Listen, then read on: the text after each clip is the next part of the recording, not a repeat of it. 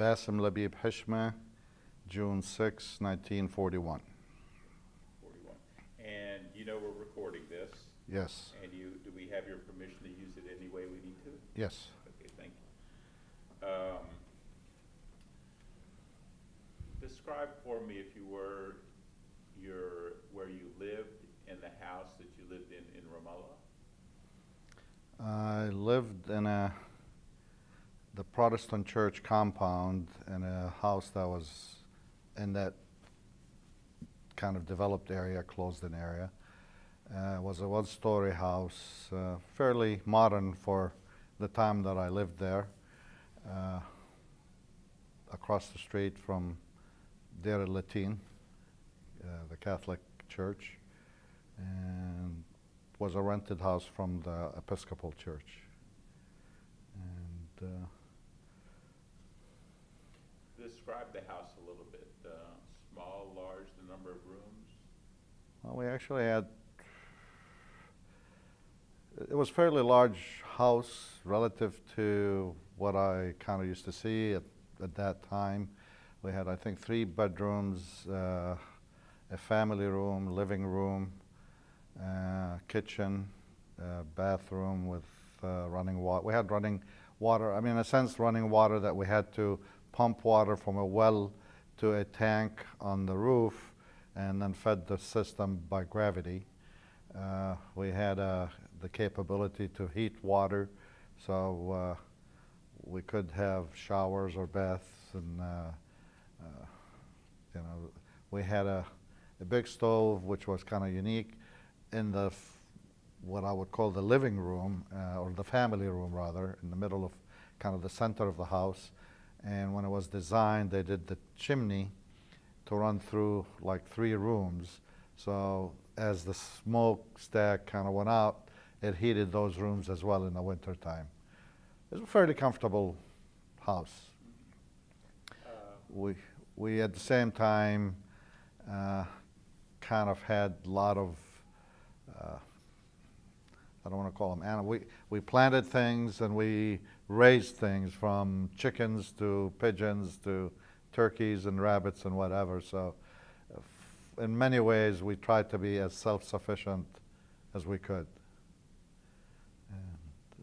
And was that the only house you grew up in Ramallah, or did you go to another house, or was that it? That was our only, for me, that was our only house that I lived in. My father had a home that used to be part of Harb Hotel, but we never lived in it. And after the war in 1948, he and his brother who owned it, they needed to sell it in order for them to the brother moved from Jaffa, I believe, Jaffa, yeah.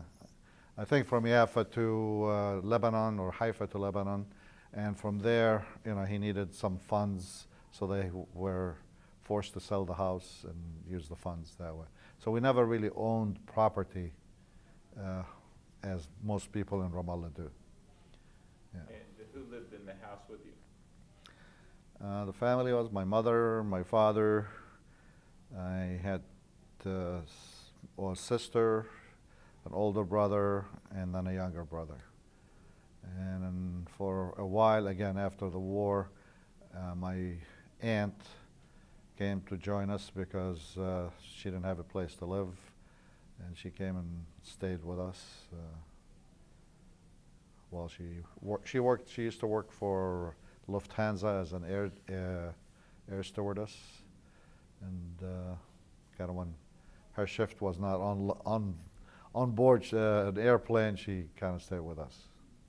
So you shared a room with your brother?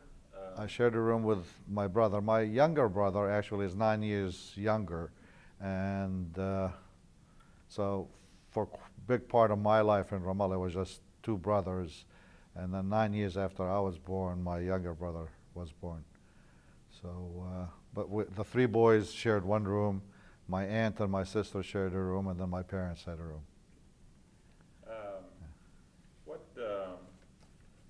What did your father do for a living? Prior to the war, he used to work with the government, the British government in Jerusalem. After the war, uh, lost his job. He managed to work with Cat Company in Kuwait for about a year and a half on the railroad line. Having been the founder of the Boy Scouts movement in Ramallah, he was very familiar with running camps, labor camps, sort of. So he was hired to run the labor camps along the old railroad line and would set up camp and feed the workers and whatever, and then send another group to go and build the next camp and leapfrog from one camp to the next so that they can do the work. There was no air conditioning at the time. It was just too much for him.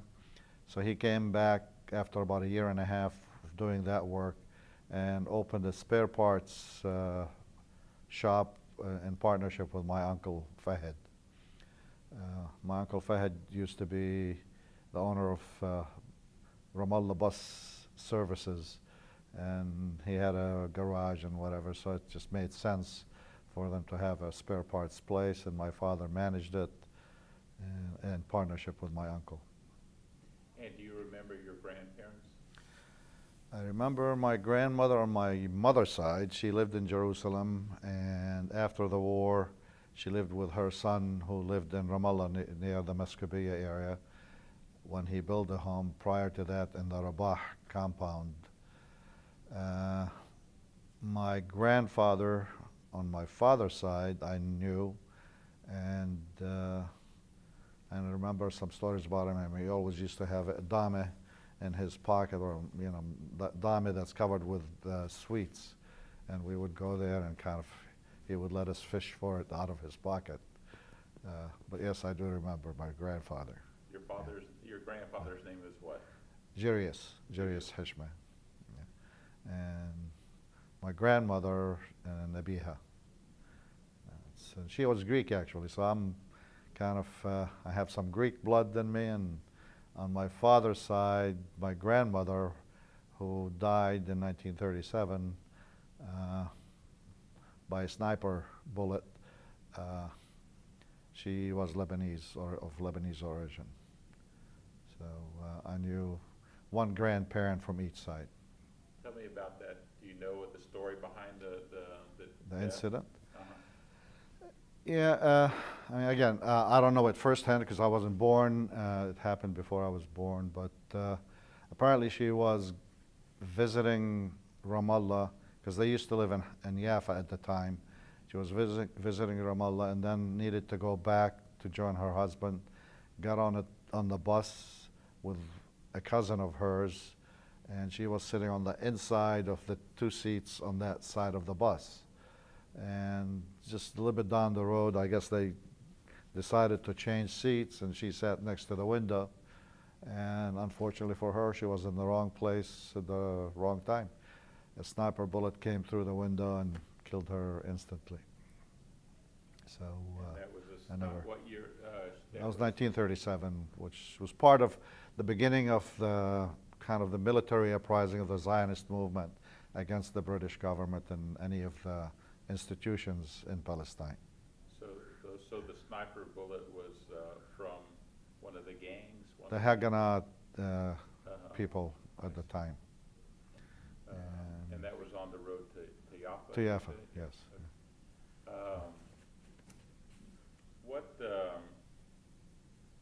Where did you go to school in Ramallah?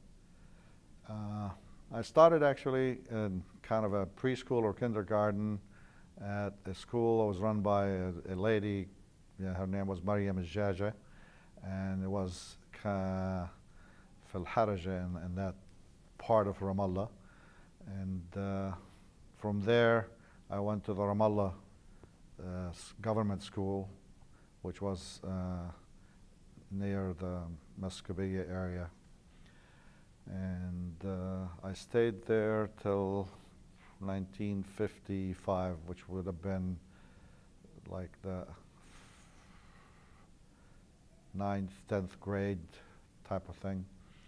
And at that point, my parents were getting serious about moving to the States, so they arranged for me to go to the Friends boys' schools in Ramallah, in Elbira, I guess, and so that I can improve my English capability. And I stayed there for a year and a half. And end of 1956, which would have been a mid-year break point, we left for the United States. And do you tell me the time you were more of a youth in Ramallah? What are your memories of Ramallah during that time? Well, I mean, I think I can categorize certain things. One is my father being in the Boy Scouts made him well known in the community. And the Boy Scouts at the time were not the typical American Boy Scout troop. We had the Cub Scouts, we had what we called Boy Scouts up to age 18, and then you had the Explorers, and the Explorers were anybody from 18 on to married men with children who were also in the Boy Scout movement.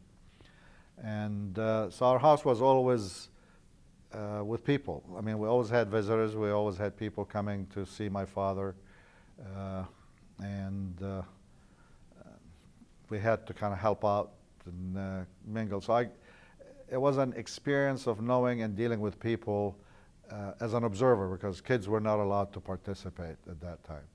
So that's one experience. And I was myself a Boy Scout, and my father being kind of a disciplinarian, we would go camping as a group, and everybody after camp, we have to tear down the tents, clean them, roll them, and bring them. They used to store them in our attic in the house that we lived in. But he wasn't happy with the work that they did on site.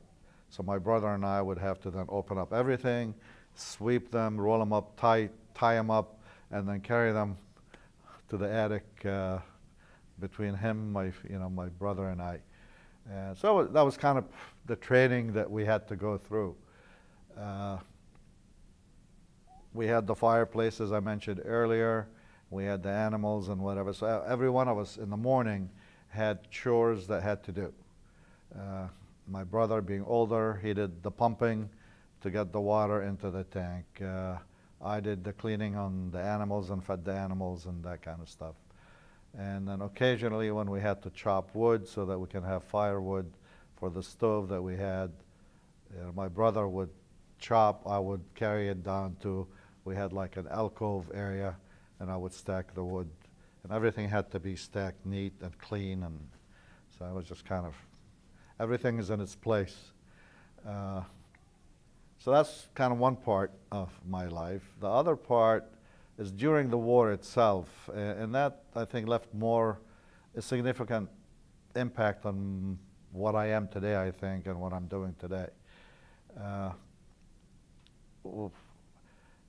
There was no military protection in Palestine in 1948, so every city formed its own National Guard. And again, being in the Boy Scouts, and my father being the leader, those explorers, the older people, became the National Guard unit by just default. And our house was the armory. So I remember at that time that we had all the mortar shells in these wooden boxes, and my bed was the mortar shells in their boxes, stacked, mattress on top of them, and that's what I slept on. And every morning the soldiers would come back, had to take all their guns and clean them, get them ready for the night shift, get all their bandoliers ready. And so I remember a lot of weapons and weaponry, and one time we had air raids in Ramallah, and my father took us to Zatoun and Al-Qasr, and while there he trained my brother and I to fire all these weapons. So at age 7 I could take just about any military gun that was available at the time, whether it's a pistol, a carbine, an M1, a machine gun, submachine gun, take it apart, put it back together and fire it. And I hated it, and it really left a mark on me to just to be anti-violence past that point as I grew up. And I guess the third part was when, again, my dad, being well known in the community, he started getting into a little bit more of the politics of the town. He ran for city councilman and was elected, in fact, to city council, and then just made our house more of a center where people would come in if they had issues, or he would have to go. So I just grew up where it was the norm to work with people and do things for people, with people, help people, or just, that was part of our life. I didn't really understand it that way at the time. Now, at this age, knowing what I'm doing, I can see that I'm doing what my dad did. That's quite an influence. You know, in times like this, it brings back a lot of memories, and you think, and we'd like to touch on those. So, thank you for doing this. What else can you tell me maybe about home life, or the life of maybe your friends, Mm-hmm. and, you know, with your brothers and such, just so we have a good understanding? Well, while in Ramallah, basically, friendships was kind of from school, and I still remember and see some of them now here in the States.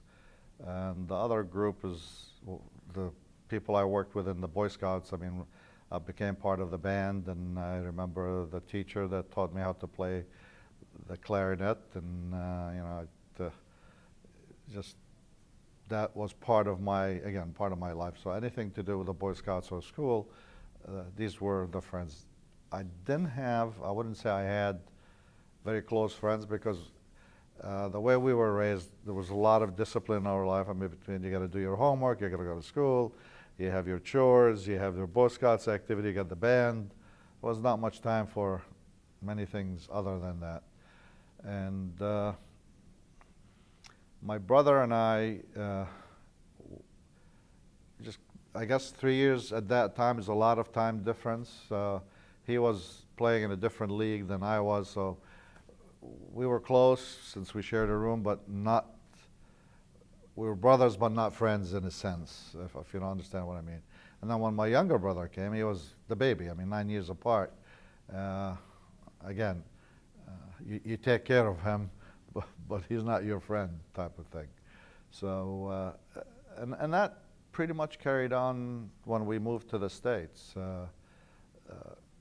My brother, before we left Ramallah, got involved in the political activities in Ramallah. He was part to some of the political movement, and he continued that effort and work when he came to the States. I wouldn't say he was militant, but he would not hesitate to join an army and go protect and fight the war with the Palestinians. And he, in fact, traveled back and forth a couple of times to visit the camps in Palestine and Lebanon. And he and I, on that score, did not see eye to eye, because to me, I said there has to be a peaceful way to resolve the issue. He said, no, there is no way. We got to fight our way through it.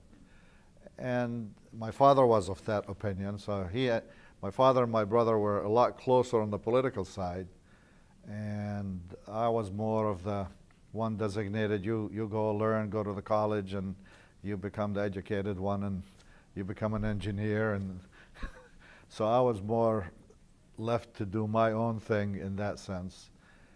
And in fact, that's what happened. And by doing so, I got more involved in the American mentality, and that's a story in itself. I'd like to kind of tell you a little bit more about it, but it made me more involved in that kind of the Arab American and what I can do here to support my hometown or my country. versus my brother and my father, who were very active in soliciting funds and doing things for the cause more directly. What do you touched a little bit about of course, during you were born in what year? 1941. 41, okay. Did you ever, while in Ramallah, before, before the war, do you remember, did you ever travel outside of Ramallah at all when you were a youth, or did you mainly No, contained in Ramallah? I mean, my grandmother was in Jerusalem, so Jerusalem was part of our routine. I had aunts in Haifa and uncle in Jaffa, so we did travel there. During kind of the war prior to, in 1948 or 47, there was an incident. Again, we were going with the Boy Scouts, taking a trip with the Boy Scouts from Ramallah to Jaffa and Haifa. And along the way, the train was attacked by, again, Haganah groups, and they set the train on fire. And I was in the train with all these Boy Scouts and explorers, and I remember being thrown out of the window to somebody was on the ground by that time so that they can catch me. And then we were separated. There was, out of the whole group, 7 people somehow went one way, the rest of us went another. And then my father was kind of pretty perturbed. He said, how can I go back to Ramallah, missing 7 people? So we kept trying to find out where those 7 people are. And it was kind of a happy moment when we did find out where they are and then got reunited and went back to Ramallah. And these were the Ramallah Boy Scouts? Ramallah Boy Scouts, yes. So you were going on a camping trip? Camping trip or just visiting other Boy Scout groups in different towns. And that was in what year? That would have been like 1947. 47. Yeah. Yeah, things were heating up. So. Heating up at that time. And I mean, the other kind of political incident that has an impact is when my aunt's husband, who worked in the King David building, was working as his normal day, and not Benjamin Netanyahu, but Menahem Begin came in carrying milk cans, and with a whole bunch of Haganah people, and they distributed them up throughout the King David building, and then they blew it up. He was killed, and my father was again asked to go and find the pieces and see, and bury them. And it was just a sad time that we had to go through. There were memories that I don't think I will forget. As I told somebody, I can forgive, but it's hard to forget. I mean, they're there. And it's just had its impact on me. So they decided to come to the States in 1956. We got our visas through the World Council of Churches, and people who selected us to be, to sponsor us, happened to be from the Cleveland area, Cleveland, Ohio. So we immigrated at the end of 1956 and arrived in January '57 into Cleveland, Ohio, via the whole family as a whole. Yes, my sister was over 18, so she needed a different family to sponsor her. The rest of us were sponsored by one family, and she was by another family. And that was, that relationship was another major mark on my life. In a sense, here these people, they don't know us. I mean, they're Americans. They certainly didn't need to be doing this. One of them was at the time vice president of Republic Steel. He then became the CEO of it, and the man that sponsored, my part of the family. We lived with them for 2 weeks in their home while they found an apartment for us, furnished it, helped get jobs for my father, my sister, and my older brother, and set us up there. And then he used to teach at one of the private academies, high school academies, in the Cleveland area, Shaker Heights. And he comes to my parents and he says, I'd like to get Basem in this school because I can help him. And if you don't mind, I would like to ask if he can stay with me, stay with us in our home during the week for at least the rest of this first semester. And that way I can help him if he needs help. And I'll bring him to you on Friday night and pick him up Sunday night. I mean, why would anybody do that you don't even know? But they did. That's exactly what happened. I had my own place, and he was my math teacher, and it was a big help to kind of live with them as a family. And I was forced to speak English, of course, having did the work at the Friends Boys Schools. My English was just getting that much better that I was able to get into the second half of the 11th grade, and then did my senior year at that school. And what was that gentleman's name? Jack Ingersoll. And I mean, I'm still in touch with his wife right now and his daughter. Actually, we had kind of a reunion dinner not too long ago. The father passed away, so we had the mother and all the siblings and their families, and just to show them that, here's the fruits of your work. I have a business. I'm doing well. We're doing all this other work, charitable work, and partly because you did what you did, and it just, you can't help but respond to that kind of kindness, and you begin to appreciate. I mean, my father was a leader in town, well known, part of city council. I mean, even today when I go back and say, I'm the son of Labib Hishmeh, doors open for me. He didn't have to come and be a nobody in Cleveland, Ohio, but he did for us. I mean, the sacrifice and the thing that he and my mother did, I don't think we understood when it happened, but now in retrospect, you look back and say, well, wow, that took guts. I mean, give up everything and start all over. So that had an impact. This family had an impact. And I would say like the third person that had a major impact on my life was after I graduated from college with an engineering degree and a master's in business, went to work for a company in the Cleveland area. And I worked in product development for 5 years, and I just didn't like it. It wasn't what I wanted to do. And so I went and resigned. And the man in charge of human resources said, well, there's this person that's trying to start a systems, kind of industrial engineering systems department, and he's looking for somebody to head it. I think you can do the job. Why don't you talk to him? I said, no, I already quit. He said, well, exactly, you already quit.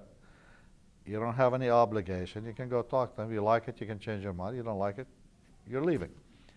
So it made sense. I went and talked to this guy, and he was Austrian, also first generation in the States.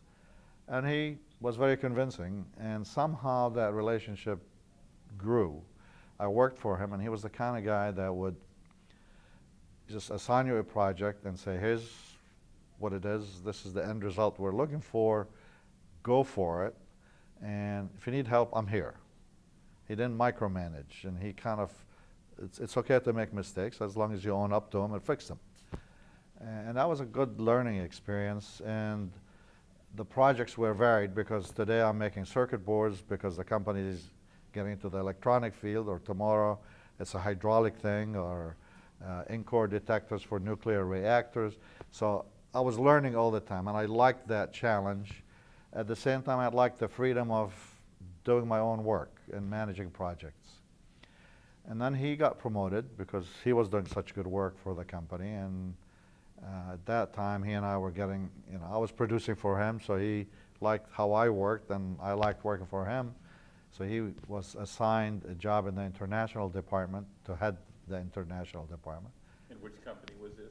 Bailey Meter Company in Cleveland. It's part of the Babcock and Wilcox boiler company. So he asked me to go with him, and I said, great, I'd love to. And our first assignment was to work on a joint venture for this company in Japan. And I had a chance to travel to Japan to work, to develop a business plan. He actually ended up being assigned there to be the local member on the management team in Japan. So I moved up the ladder, and it just was a very interesting job. And but this guy always, somehow we clicked. And at some point he was not happy, decided to leave the company, and bought a company in New Jersey. I decided I wanted to get overseas experience, met somebody who was our agent for this, for the Bailey Meter Company in Saudi Arabia and Lebanon, and he asked me if I knew somebody who could help start a factory with my kind of background. And the more he told me about it, I said, well, how about me? So I joined their company and went to Saudi Arabia with my family, and we worked there for 5 years. Around that 5-year term, the same man sends me a letter, which I did not receive, but then every year I used to go back to Cleveland, and I made contact with him and the secretary of the department. So I called the secretary who was still in Cleveland. She said, Peter is looking for you. I gave him a call. He said, I'm ready to retire. The other partner is handicapped. He had a disease that kind of rendered him handicapped. And we're looking for people to come in, join the company, and take over. So I said, count me in. And so on my way back to Saudi Arabia, I stopped in New York and New Jersey and signed on, bought shares in the company, and agreed to be a partner. And so when I came back in September of '82, I joined the company as a partner and vice president of operations at the time.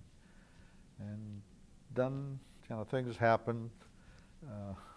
Company grew and things developed, and but he just had a way of challenging you to do your best. I mean, and it wasn't in a mandating way. It was just you wanted to do your best for this guy. And his name was, he was Austrian? Peter Weininger. And the name of the company that you bought shares in? Airco International, Angileri Engineering Research Company. And I kind of stayed with it from 1982 to 2007, sold the company at that time. The evolution was, in dollars and cents, when I bought in, it was a $6 million company. When I sold, it was a $75 million company with many products and much larger company to have, and did very well with it. And while having that, we purchased another company, my partner and I, and that was a different market. And so the one partner ran that company, I ran Airco. And as we were getting ready to divest, we tried to sell the smaller company, and we couldn't sell it. So I said, I'll buy it. So I bought him out, brought my son in with me at the time, and so we still have that company, and my son and management team are running that company. We sold Airco, and the people that bought that company asked if I would stay with them as a board member and a minor investor, which I am still, and I work with them. But having done that gave me the opportunity to kind of do what I'm doing now.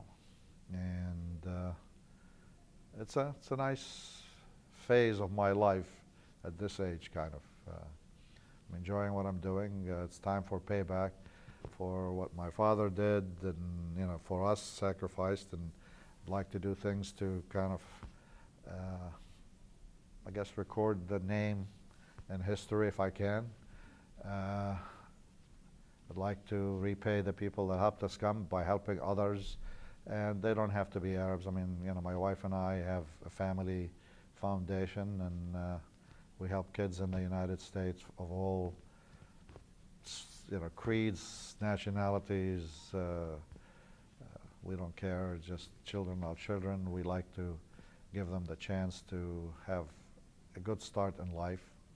So we support the arts for with children, and we work with organizations throughout the United States. The other part we do in Palestine with the same idea. And it's a good feeling. It's a good feeling to be able to do that and kind of share what we have been able to do with people just like we were helped along the way. If I can take you back a little bit. Okay. When you went to the French school to learn, get you a little ready for English and everything, get you a little more ready for college. What was your feeling like then about the U.S. and move in, and were you looking forward to it? Was it going to be a little apprehensive a little bit, or were you not wanting to? It was a family decision, of course, not up to you, but what was your thoughts? Well, as you said, it was a family decision. So, and being of Middle Eastern Palestinian background, I had no say in it. I did what my parents decided, and was apprehensive. And in the beginning, right around that time, Jamal Abdel Nasser was in power, and this Arab movement was kind of hot, and I wanted to hear more about it. So being away from it was a downer in a sense, and I'm not sure that that's what I wanted. Living with this family, the Ingersoll family, when I first went there, in a way it was interesting because he enjoyed actually debating the Palestinian issue with me and Jamal Abdel Nasser, and he was very interested, not just debating for the sake of debate, but we would actually sit down and talk about it. And so that part was interesting, but it was hard. I mean, I would say the first couple of years were really tough to go through. I mean, it's not what we're used to. I would go to school, and all the other kids are coming in T-Birds and convertible cars and all kinds of fancy cars, and I'm walking to school or taking the bus to school. I lived with him the first 6 months, but the second year I lived with my parents and I used to take the bus to go to school. And they're all the sons of presidents of companies or established lawyers or professionals. So that area was a wealthy area. So I felt out of my realm in a sense. I mean, overwhelmed. And not being a teenager raised here, I didn't know, they would have their weekends and parties and dating, and it just was not me. And I mean, one incident where I guess there was some kind of a party, they insisted for me to go, or who am I going to take? I mean, I don't know if it's a boys' school.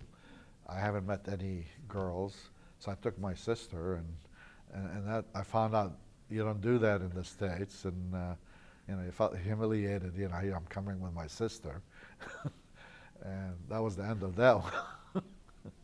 So it was a lot of adjustment. And, I mean, to put it mildly, it was a lot of adjustment. But then I worked. I mean, this is again part of first generation, I guess. Everybody worked, and it was a kind of a family thing. Put the money in the family, and my father would pass it out. My sister worked, my brother worked, he worked, my mother took care of us. I went to school, but then weekends I was able to get a summer weekend job at a restaurant, and whatever it was. I mean, it was clean the kitchen, cook hamburgers or fill the sodas, and I did what I had to do. And I did that throughout college, except for the last year of my college. I called the wife of the sponsor from Republic Steel, and I said, I understand Republic Steel hires industrial engineering guys. Can I get a job there?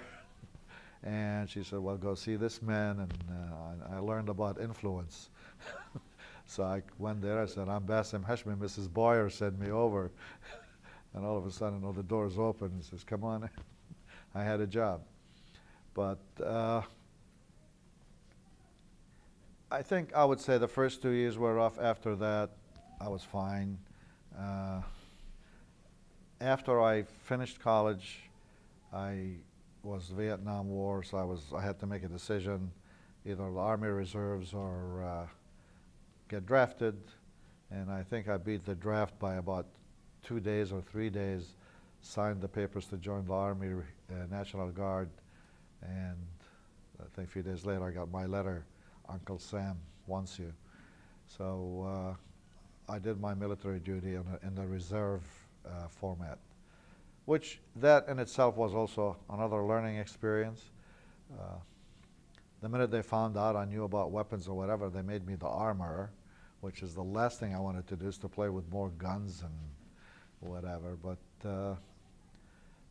I did not want to become an officer, so I just was happy to serve my time and get it out of the way, and it just worked. It was okay. Well, tell me a little about a big change also, probably for your mother. What did moving to this country? How did your mom adapt? Or tell me a little bit about your mom, even in Ramallah or when she came to the States.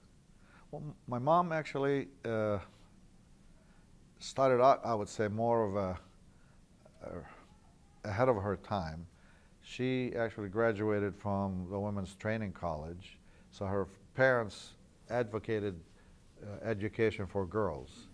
And she was teaching in one of the schools in Hebron and living away from home, which was not an accepted normal practice for a woman to kind of go away from home and work. And your mom's name was maiden name? Frida Nakhle.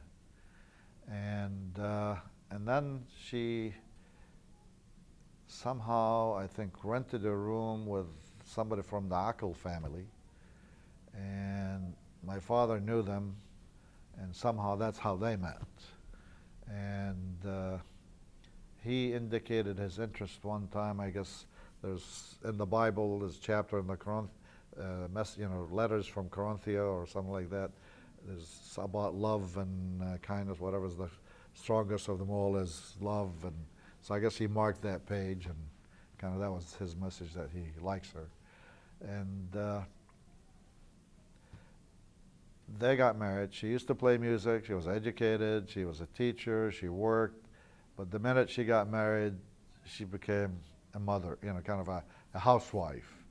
And my father was the typical Middle Eastern father, and the wife stays home, and he's the outside guy. And being in the kind of police force, he worked with the British government and the Boy Scouts, and he was a very demanding husband, father.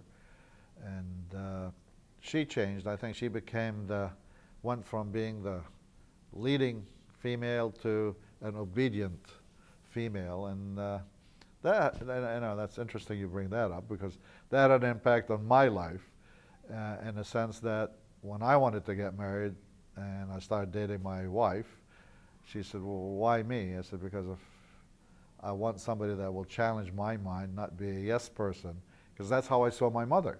My mother, whatever my father said was the rule. I mean, that's it. There was no discussion. And that's not what I wanted. I wanted somebody to challenge my mind and discuss. I mean, it's a shared life. And but she had a rough time coming to the States, because she had a lot of siblings that stayed behind, and she didn't get a chance to see many of them, and they all passed. She didn't see her mother after we left Ramallah, and I think that really had an impact on her. A few of her brothers passed away. She didn't see them. Her sisters finally immigrated, but by the time they came, she was kind of getting set to this way of life. I think she just gave up on any change and just accepted what is. So, and unfortunately, 1982, my brother, the older brother, developed cancer and passed away at the age of 44. And I think that affected both my father and mother, because he, being the eldest boy, and very active, very liked in the community. He lived in Detroit, and kind of everybody knew Isam. You know, I mean, I was known as Ibn Labib, Akhu Isam, and Joz Muna, never Basem Hishmeh. So, but after he passed away, my parents kind of, my father, I think 3 years later, passed away, and my mother, even on her deathbed, she said, well,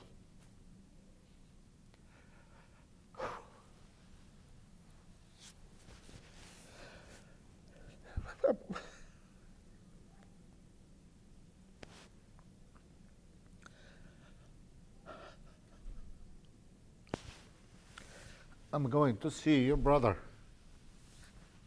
She was ready to go.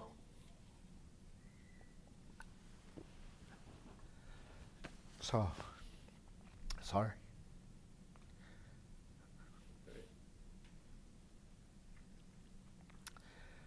In her way, she was a very dedicated wife, and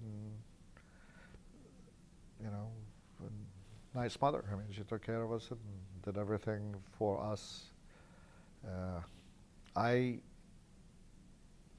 did not like the fact that she had to change her life to accommodate the way of life. I think she probably would have been a happier person had she maintained her strong personality. But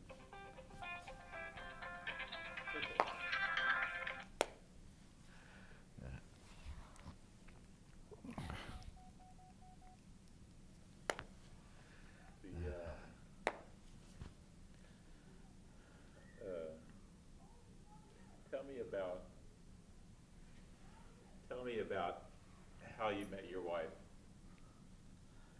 well, we resided in Cleveland, and Mona and her family actually came around the same time, January 1957. They immigrated to Cleveland because her mother had family in Cleveland, and they sponsored the family. And we were foreign, you know, kind of from all the people in Cleveland, and from all the people always end up getting together. And my father being, again, one of the leaders in Ramallah, everybody there knew of him or knew him. So they started a club. He was the president of the club, and then so we started visitations or meeting at club events. So I knew Mona through the club. I actually knew her in Ramallah, but I never had any, you know, we were too young at that time. But I would say around the time I was graduating from college with my BS degree, and she was getting out towards senior year of her high school, we started kind of looking at her, you know, male-female type of relationship. And then she took Arabic lessons with my father. My father was teaching Arabic, and she used to teach Arabic, and every once in a while her parents couldn't come and pick her up, so I would volunteer to drive her home, and that gave me a chance to see her. And we just got to know each other, and things went from there. I mean, it never the expected, you know, just we're not supposed to date and stuff like that, but I needed to get to know her. So I asked my brother one time and his wife to ask her uncle and the uncle's wife to ask if she can like go with her uncle, and I will go with my brother to this nightclub, and we can all be there. And that was my first date with Muna. And it was actually Thanksgiving weekend, sometime like that. And then, you know, the holidays came, so that was another excuse to go ask if I can see her. And then I started seeing her. And then comes around May. By that time, I was seeing her just about every weekend. My father comes to me and he said, Okay, now what are your intentions? I said, what do you mean? He said, she's my daughter.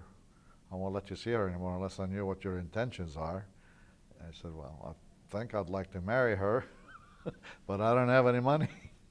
He said, well, money's not the issue. We have to let her family know that that's what you're thinking, and then we'll take it from there. So I said, okay, let me at least propose first and do it the American way and make sure she wants to marry me. So I went and asked Mona to marry me, and she made me wait. I'll never forgive her for that. I waited a week. At the time, I was taking my final exams for my master's program. I tell her that to her face. But and now we've been married 46 years. So That was what year you got married? we got married June 11, 1966. And you stayed in Cleveland? Stayed in Cleveland till I went to Saudi Arabia, which was 1976. When did you first you had kids before We, you we went had, to Saudi Arabia? yeah, we had two kids, both in Cleveland. What are their names? Amy, Amal, and Robert, and that was kind of part of a deal that I had to make with Muna for her to accept to marry me. She did not want me to name my first son Labib, and I wouldn't have, because my brother who passed away was known in the community as Abu Labib, and I would not take that away from him. So I had no issue agreeing to calling him Robert Labib. So we preserved the name, but not as a first name.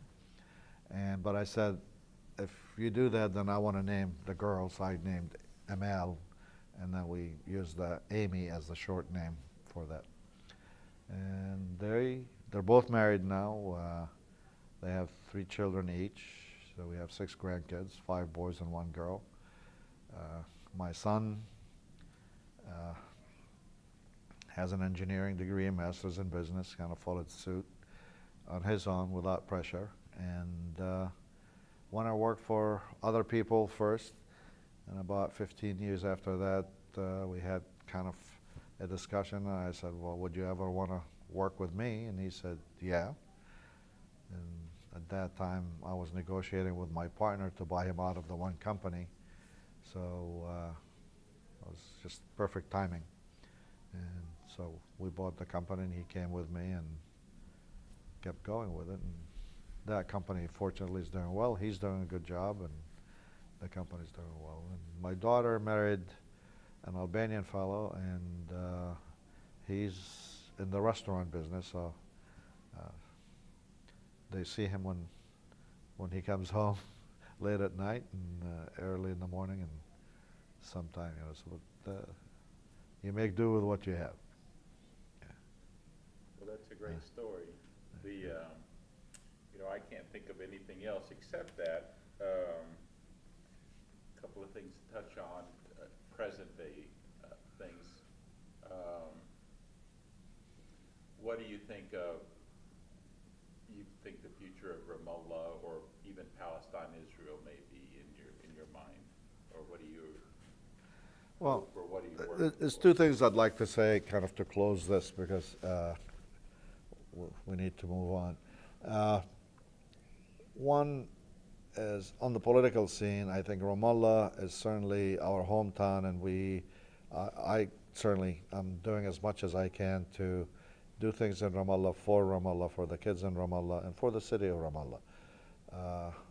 They're doing a great job. The city has actually improved, and mentally, I think they're advanced more than us Ramallites who came here, and we still think of Ramallah as we left it in 1957. But Ramallah 1957 is not Ramallah today. And we need to kind of move with the times and recognize that Ramallah is growing. Ramallah has needs. We can do things in Ramallah to help the city grow and be what it needs to be, and leave our print on it. Yes, we're in America, and yes, we're Americans, but that's our birthplace, and we need to do things in Ramallah that kind of leaves our legacy to Ramallah. And you know, my wife and I do quite a bit in that scene through our foundation, be it the naming of the street projects, street cleaners, music centers, dance schools, or now we're building parks throughout Palestine, and so it really is a pleasure to be able to kind of do that in the city that my father dedicated his life for. And you can't imagine, again, I know I got emotional earlier, but I was emotional when they kind of opened the street that they named after my father, right next to the Boy Scout Center. I mean, that's, if I can do anything for him, that's what I wanted to do. So that's a nice feeling. As far as the Palestinian issue, I wish I can say there would be a peaceful solution tomorrow. I think the people there are doing what they can, and things are improving. Will there be peace soon?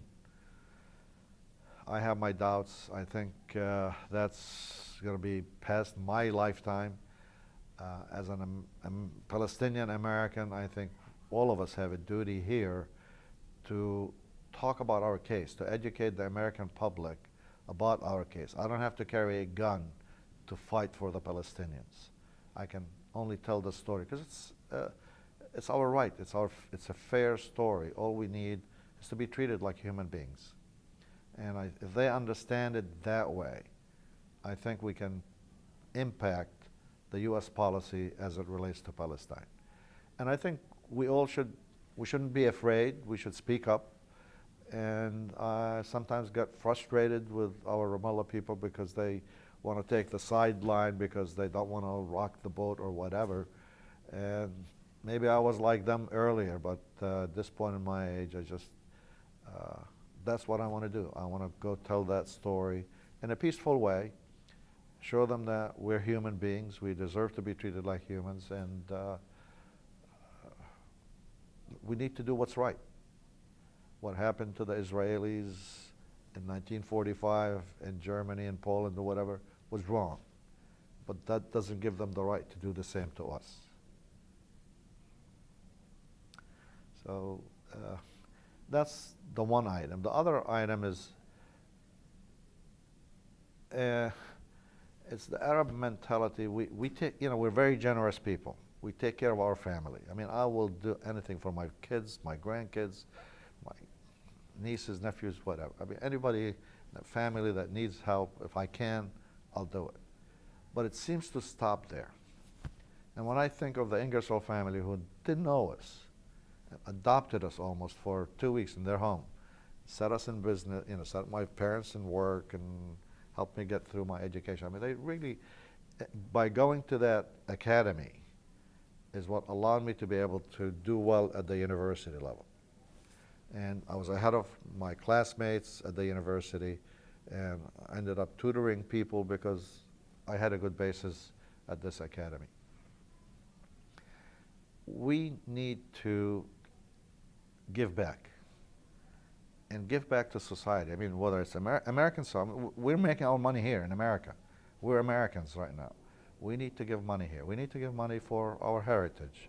We need to tell our story here. We need to support our young artists, our playwrights, our filmmakers, our professors or speakers who go out. There are people who wants to run for politics because they can, in their position, influence the U.S. policy going forward. So we need to be more philanthropic. We need to be more involved and kind of indirectly, I guess, I'm trying to work and encourage people to do that. And one way, just like when running a business, one way you lead people is by example. So if you want to do something, you put your money where your mouth is. I think we do okay with that. If I can do more, I certainly, both Mona and I will do what we can.